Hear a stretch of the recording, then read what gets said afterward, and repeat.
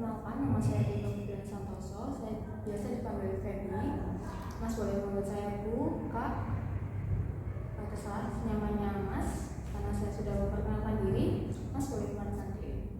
Oke, kenalin aku Alfredo Raffi Pratama, bisa dipanggil Alfa atau Reno atau Fore juga bisa. Terus aku dari sekolah di SMA Negeri 7 Malang. SMA 7 Malang. Ya. Atau lagi di kelas berapa sekarang? Sekarang aku lagi di kelas 12 dan jurusannya itu teknik. Teknik. Yes, teknik. Emang sekarang di SMA itu jurusannya bukan kayak bahasa IPA atau IPS? Nah, kalau sekarang di SMA itu jurusannya kayak lebih terperinci itu. Misal kalau yang suka biologi, kimia itu bisa di kelas mensa. Kalau fisika, matematika lanjut itu di teknik. Kalau kayak sosiologi, PKN itu ada di kelas soshum. Dan juga kalau ekonomi sama matematika lanjut itu di ekobis. Jadi ada 4 kelas itu. Oh, jadi sekarang lebih ke detail ya? Iya. Detail banget. Karena ada kelas 12, berarti lagi sibuk-sibuknya ya? Iya, benar banget. Apa kesibukannya apa kegiatannya akhir-akhir ini? Akhir-akhir ini kan sekarang lagi liburan, jadi kayak lagi mempersiapin buat nyicil UTBK sih. Terus pas masuk itu bakalan banyak sekali ujian, kayak benar-benar dalam 1 bulan itu banyak uprak. Terus pas akhir bulan itu juga ada ujian akhir tahun. Oh, jadi lagi sibuk-sibuknya ujian ya, mendekati UTBK. Rencana mau kuliah di mana? Rencana insya Allah ITS itu teknik material sila, buat pilihan 2 kayaknya teknik industri. Oh, jadi lebih ke teknik ya, Iya. memang ya. Oke, baik. Semoga Mas Reno semangat ya buat belajar UTBK-nya karena mendekati juga. Oke, baik. Sebelumnya Mas Reno apakah pernah melaksanakan sesi konseling seperti ini? Sudah di sekolah pada saat pelajaran BK juga. Jadi sama ya kayak gini ya. Ya. Jadi kurang lebih Mas Reno tahu lah ya alur pelaksanaan sesi konseling ini. Oke, baik. Sebelumnya Mas Reno kesini tadi apakah dari rekomendasi teman atau dari sosmed mungkin? Saya dapat rekomendasi dari temen kayak nawarin, ini ada agensi konsultasi, kamu mau ikut nggak? Ya boleh deh kayaknya, supaya kayak bisa ngelepasin curhat-curhat gitu. Oke, jadi datang ke sini tanpa paksaan ya. Benar banget. Oke, baik. Karena Mas Reno juga sudah tahu alur dari sesi konseling kita, saya ingin menjelaskan lebih detailnya ya Mas Reno. Jadi di sini Mas Reno tidak perlu khawatir ceritanya akan bocor kemana-mana. Mungkin ceritanya akan cukup berhenti sampai di kita saja. Mas Reno tidak perlu khawatir. Lalu Mas Reno juga bisa secara terbuka mengungkapkan segala hal yang ingin diceritakan kepada saya.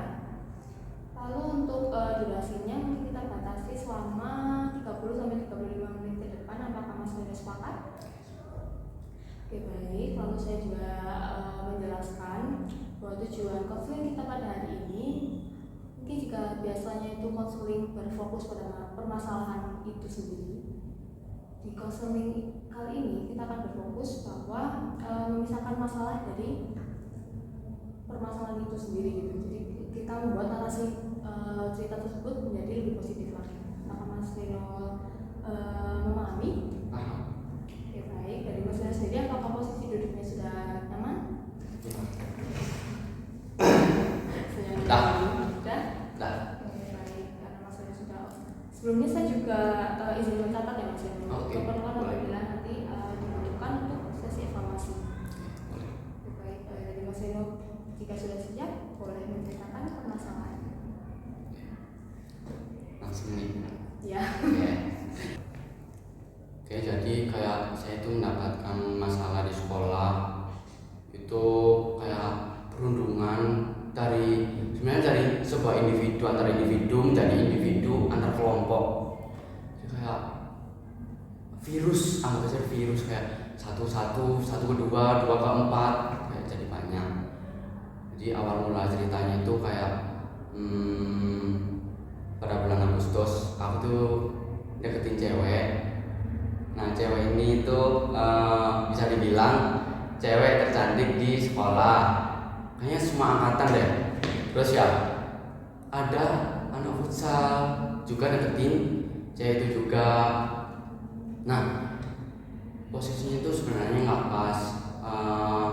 Si anak futsal ini deketin dia dan aku juga deketin dia pada bulan Agustus itu. Cuma ya dulu dia kayaknya deketinnya tanggal 10 atau enggak tanggal 11. Nah aku deketinnya itu tanggal 17.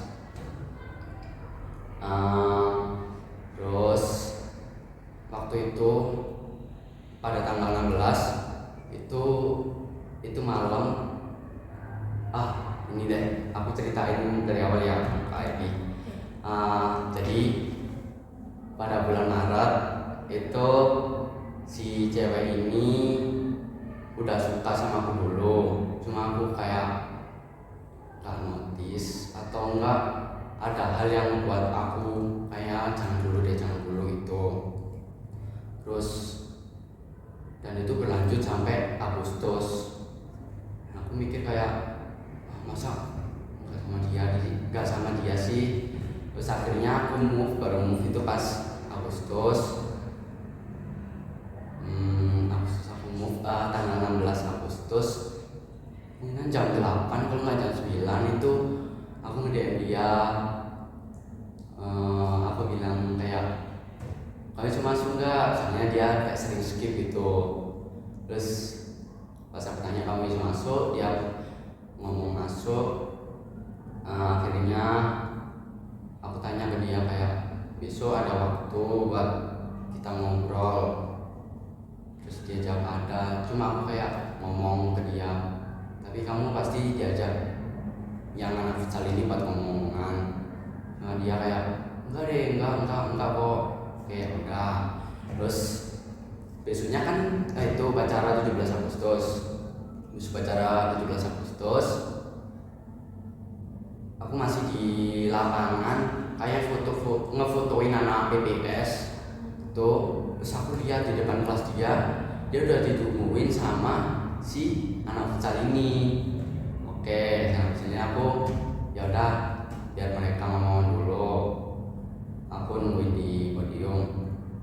Udah, terus habis mereka kayaknya dia mau khotbah deh, kayaknya dia mau khotbah, cuma aku nggak tahu ya dia khotbah atau enggak. Terus akhirnya habis ngefotoin BBS, aku kelas dia. Di situ ada Cakra, terus artinya ini temennya Hana, terus ada Hana ini yang cewek yang paling cantik tadi. Terus udah, nah akhirnya aku ngobrol di kelas dia kayak kenapa ya pintu, gorden, jendela itu kayak ditutup semua, kayak bikin merinding.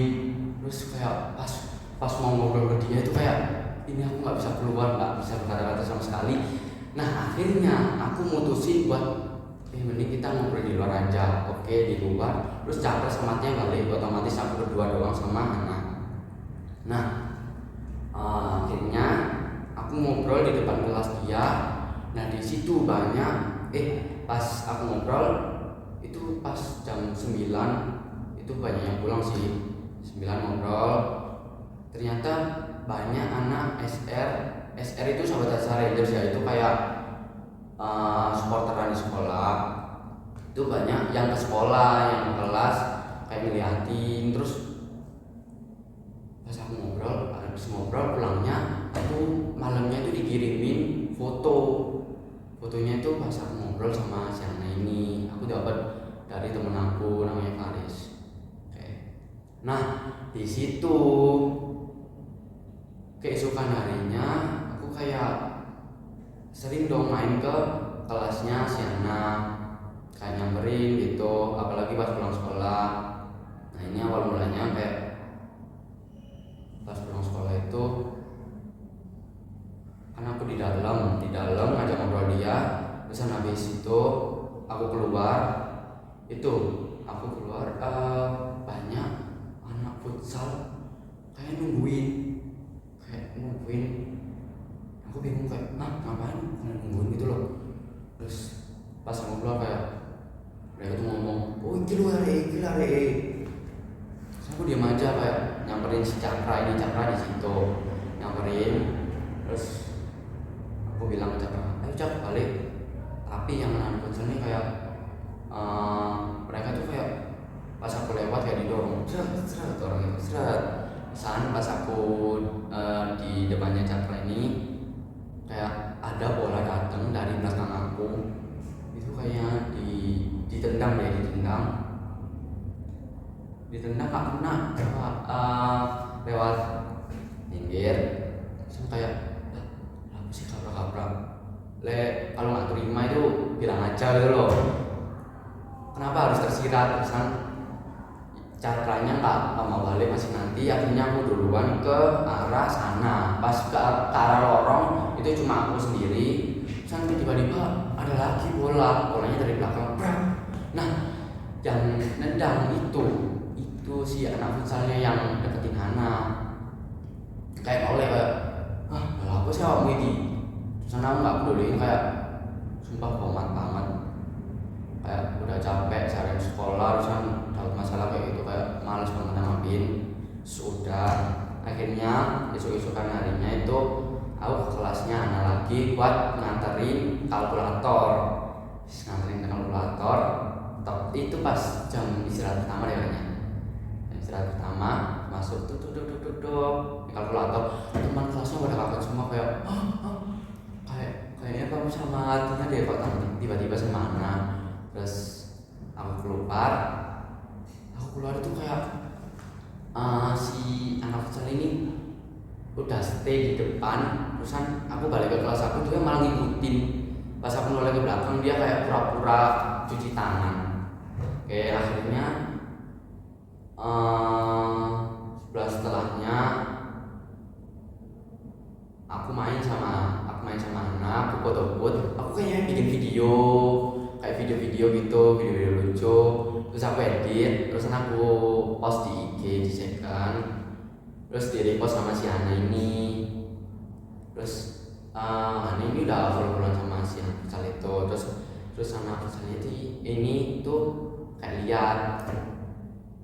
Terus atau ya dia tuh kayaknya semakin panas pas ngeliat video itu dan kayak berdampak pada selanjutnya gitu.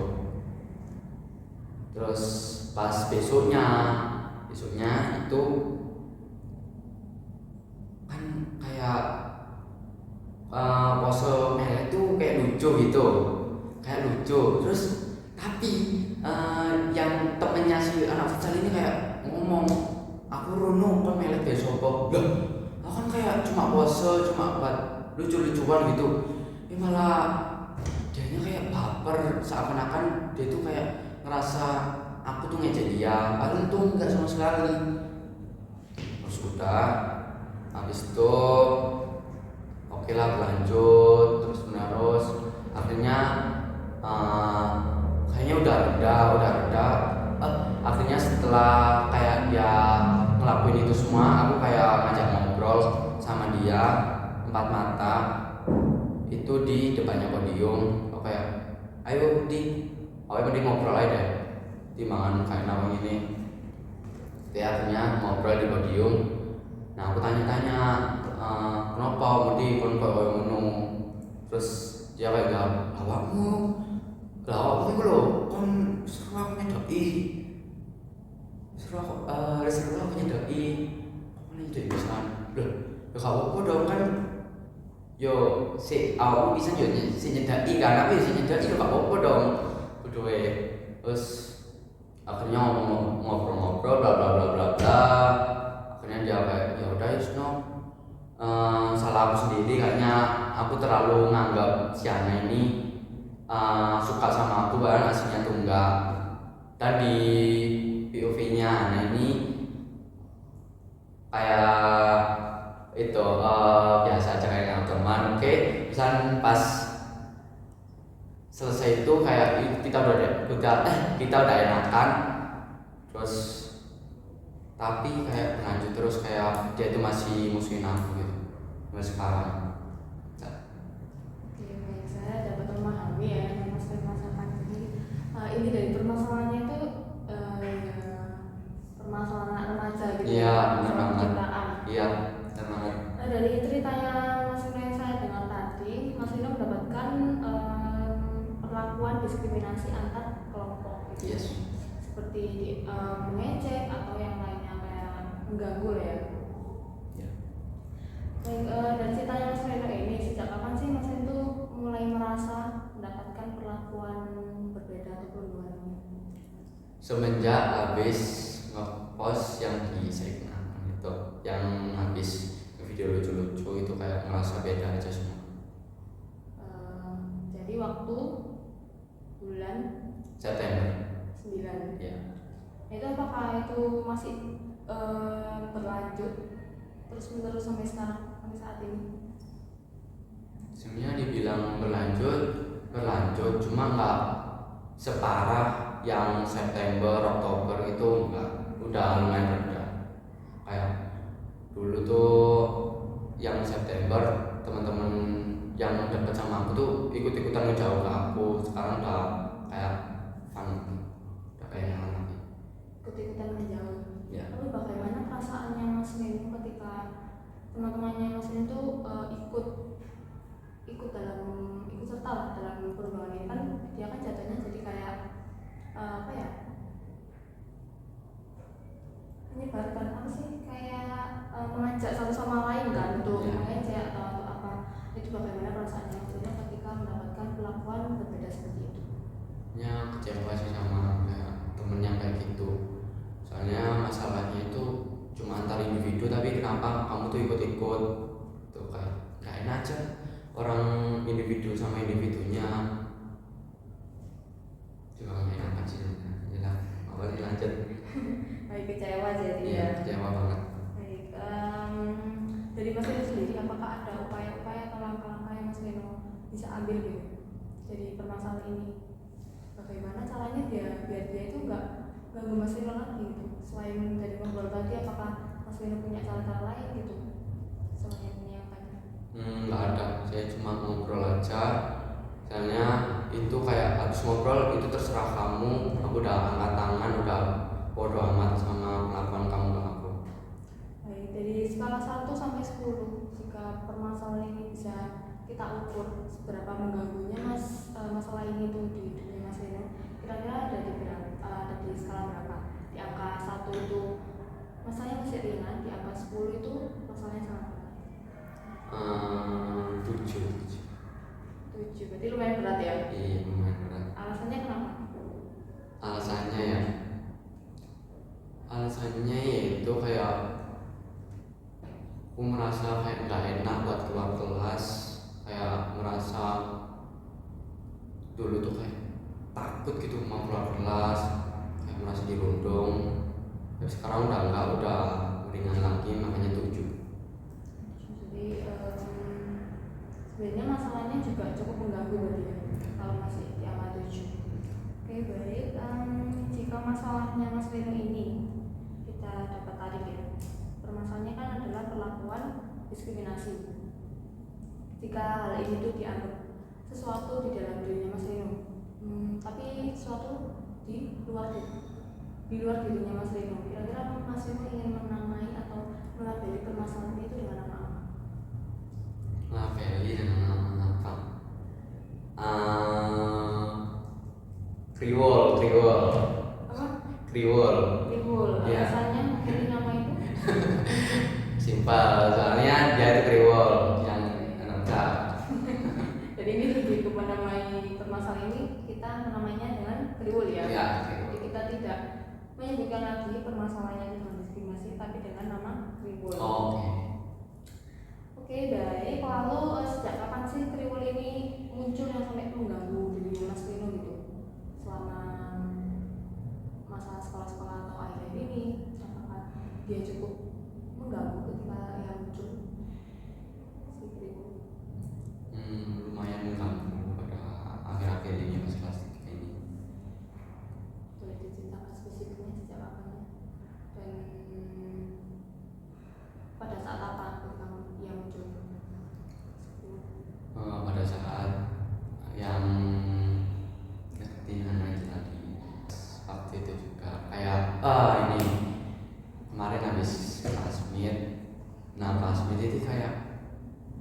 mikir dia udah nggak ada suaranya, udah kayak ngampar kayak dulu.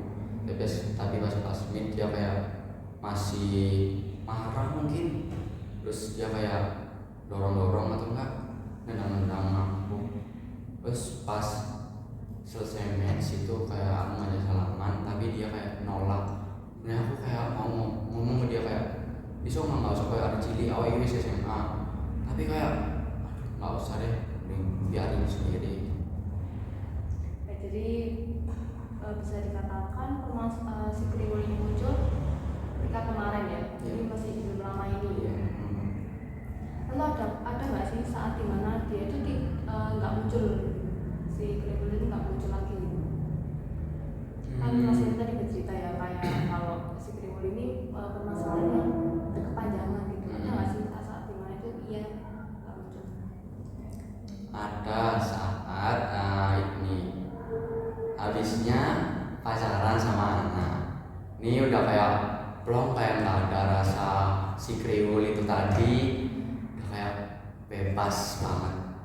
Oke baik. Lalu apakah pernah ada di saat dimana Mas Eno itu tetap nyaman gitu walaupun si Kriwul itu masih ada atau masih berkeliaran di lingkungannya Mas Eno? Pernah. Biasanya kalau ke kelasnya si Ana ini sama temen juga, jadi nggak sendiri, itu kayak ngerasa agak aman soalnya ada temennya, walaupun cuma kayak 1-2 gitu. Terus sebenarnya nyamannya juga itu dari pola pikir aku sendiri. Aku mikir kayak aku tuh nggak bisa terus-terusan takut gitu, kayak aku takut ke kelasnya anak terus si Kriwul ini dateng war-war, itu kayak gak bisa gitu loh, kayak itu ngerenggut hidup aku kalau kayak gitu terus. Akhirnya kayak makanya aku bodo amat, aku udah gak peduli banget sama si Kriwul ini. Jadi ada ya dimana Mas Eno itu merasa aman ketika Mas Eno itu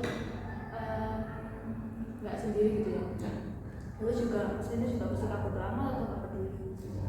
Oke, lalu apa sih yang Mas Eno lakukan saat si Kriwul ini itu nggak terlalu menguasai diri Mas Eno? Apa yang Mas Eno lakukan? Yang aku lakukan rasain Ketika si Kriwul ini nggak ada apa ya, nggak ada dalam dirinya Mas Eno, ya udah Mas Eno kayak menganggap hal ini tuh udah dia nggak terlalu penting atau apa terus. rasanya lebih plong, terus kayak aman banget, kayak suka sama sekolah, kayak agak enjoy ke sekolah, terus aman sih di sekolahnya. Jadi yang dilakukan Mas Eno Lakuin kalau Kriwul ini nggak ada di hidup aku. Yang aku lakuin itu aku bisa fokus buat hal-hal baru, seperti kayak bermain volley sama teman-teman, main futsal juga, main basket. Terus aku juga bisa lebih fokus dalam belajar, kayak biasanya tuh kayak kepikiran waktu di sekolah, ini enggak. Jadi yang dilakukan itu Mas Eno lebih fokus pada kegiatan di sekolah, seperti menemukan kegiatan positif yang biasanya Mas Eno lakukan seperti itu ya. Baik, lalu jika Mas Eno ingin menulis ulang cerita hidupnya Mas Eno dan permasalahan bagaimana Mas Eno itu ingin dikenal di sekolahnya tanpa ada si Kriwul ini? Aku pengen kalau di sekolah itu kayak aku tuh ikut OSIS, terus aku juga dikenal sebagai siswa yang rajin, pintar, dan juga kayak berprestasi. Terus aku juga kayak pengen dikenal sebagai yang periang, gak ada masalah, gak ada musuh, gak ada kayak sisi hal negatif gitu. Terus udah seperti itu. Jadi Mas Eno ingin dikenal sebagai siswa yang berprestasi, ramah, tanpa adanya permasalahan seperti ini tadi ya. Oke baik, kalau kira-kira sudah apa Jodoh, oke. Karena Jodoh. yang lebih positif, yang lebih membangun. Hmm, jodoh ya. Oke, boleh kasih waktu buat mikir tak? 1 menit. Oh, 1 menit, oke.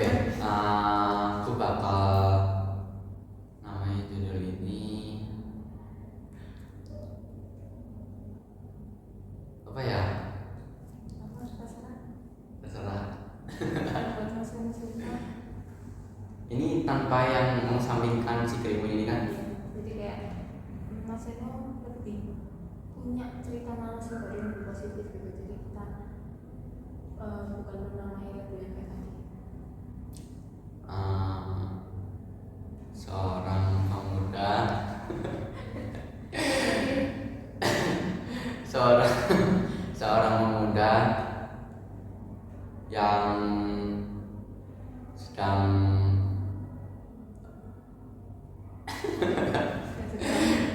seorang pemuda yang sedang mencari jati dirinya dan cari jalan arah hidupnya.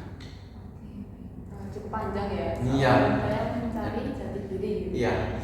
Dan jalan cerita baru yang Mas Reno bangun tadi ini, bagaimana kira-kira Mas Reno itu menghadapi si kriwul ini tadi yang mendiskriminasi Mas Reno? Buat dalam cerita yang lebih positif. Oke. Cara positif. Aku udah obrolin baik-baik, tapi dia tetap itu. Tapi ya udah, kalau udah diobrolin baik-baik, tapi dia tetap itu, aku akan sangat bersikap bodoh amat sekali, kayak gak bakal musik, gak bakal istilahnya kayak mereken gitu, mereken dia, kayak biarin kamu apa-apa ke aku, yang penting aku gak gitu kamu. Terus sabar-sabar juga, sabarnya dikuatin. Jadi saya sangat mengapresiasi cerita baru yang Mas Reno bangun barusan. Jadi Mas Reno masih bisa berpikir secara positif walaupun si kriwul ini masih tetap mengganggu kehidupan Mas Reno seperti itu ya. Lalu langkah kecil apa sih yang bisa Mas Reno lakukan dalam minggu ini untuk terus menjalani cerita baru ini? Dalam minggu ini mungkin habis pulang dari sini aku bakal makan sama anak. Masih nggak tahu tempatnya di mana. Saya belum nentuin. Nah sih langkah kecil aku kayak mempererat hubungan juga sama dia. Jadi Mas Reno sudah memisahkan permasalahannya si kriwul ini tadi ya. Ya. Ini lebih ke tidak peduli dan lebih mempererat hubungan Mas Reno seperti itu. Ya. Oke, lalu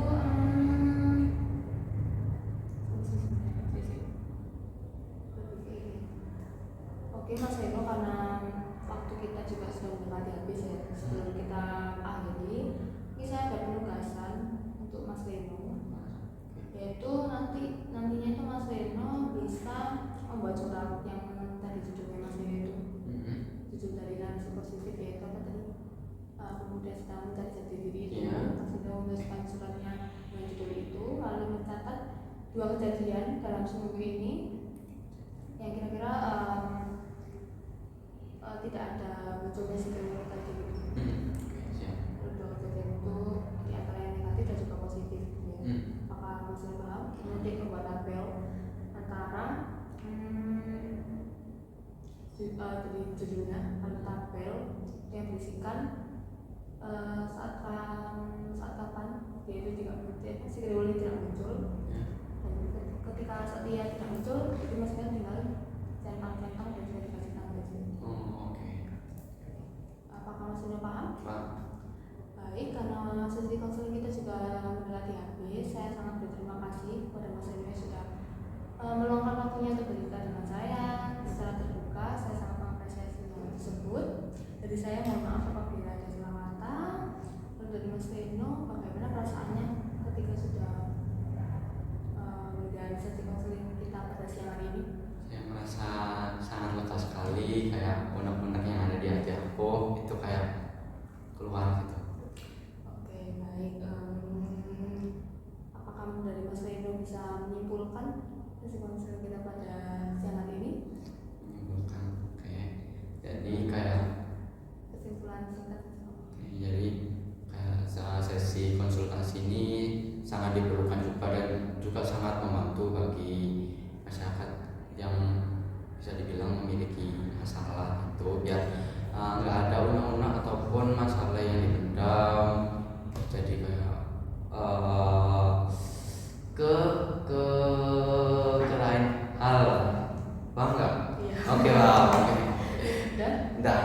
oke, baik. Dari saya sendiri, kesimpulannya dari ceritanya Mas Rino ini, dari penerapan diskriminasi tadi, Mas Rino itu masih bisa memandang hal tersebut itu sebagai cerita yang lebih positif gitu ya. Jadi Mas Rino masih bisa menangani hal tersebut. Saya